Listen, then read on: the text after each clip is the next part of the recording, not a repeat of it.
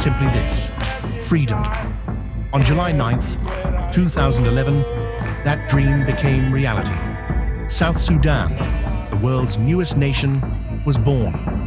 And at its helm, a man who had fought for decades for this very moment, Salva Kiir Mayardit.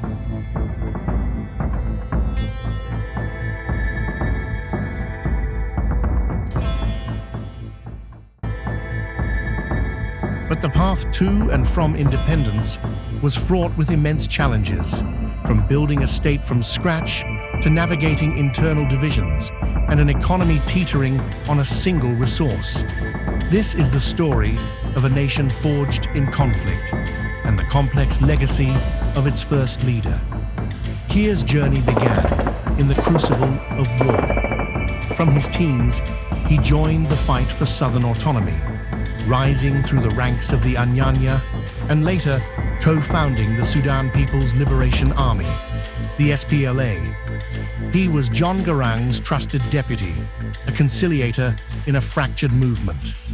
This path, marked by decades of armed struggle and complex negotiations, culminated in the landmark Comprehensive Peace Agreement of 2005, a deal that set the stage for self-determination.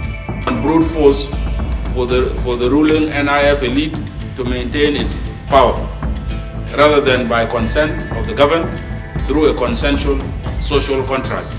And when I say an Islamic Arab state, I'm not talking in derogatory terms at all, because I have made it very clear before that our vision, our ideology of society is that كلنا Sudanese. We are all Sudanese, whether we are of Arab origin or of African origin. نحن كلنا Sudanese. So know this insistence on our Arabness. Let us become Sudanese. What is wrong with this? And when tragedy struck with Garang's death, it was Salva Kiir who stepped into the void, leading the South towards its ultimate destiny. The mandate for independence was undeniable.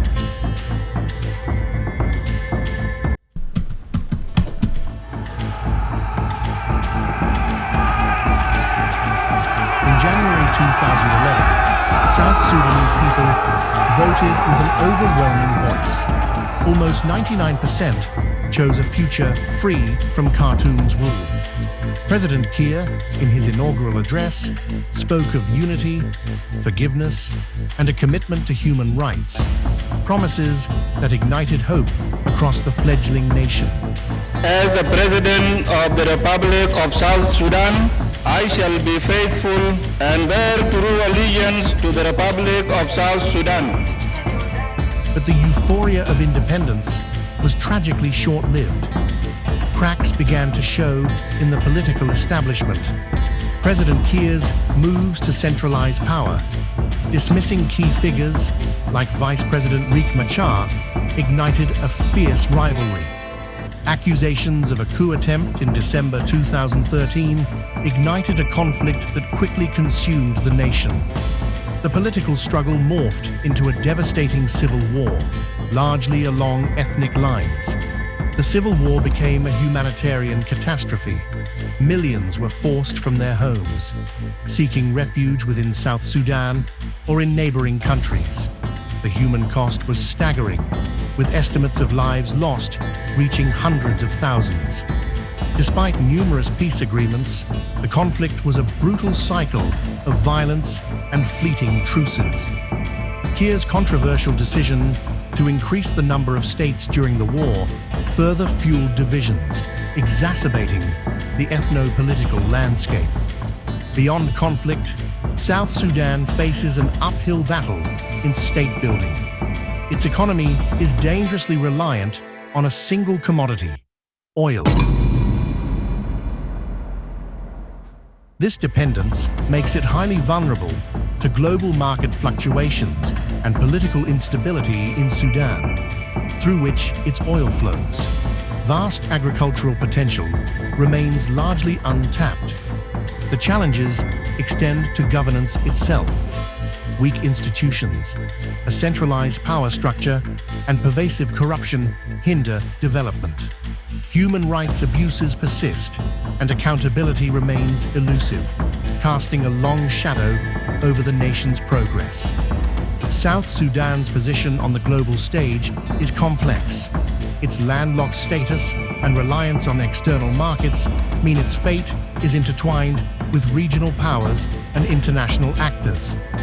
From the delicate relationship with Sudan over oil transit to partnerships with East African neighbors like Uganda and Kenya, Kiir's government navigates a complex web of economic necessity, security concerns, and diplomatic pressures from the United Nations, African Union, and Western powers, who often advocate for peace and good governance.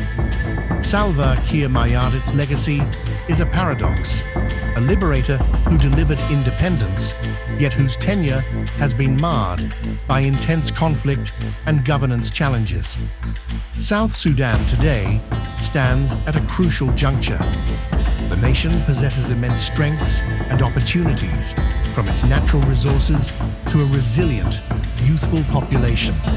But it is equally burdened by profound weaknesses and threats, deep divisions, corruption, and the ever-present specter of renewed violence.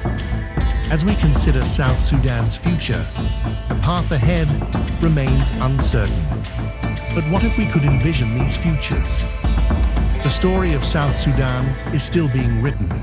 Salva Kiir Mayardit's place in its history is assured, but the true test for the nation lies in its ability to transcend the past, build inclusive institutions, and harness its vast potential.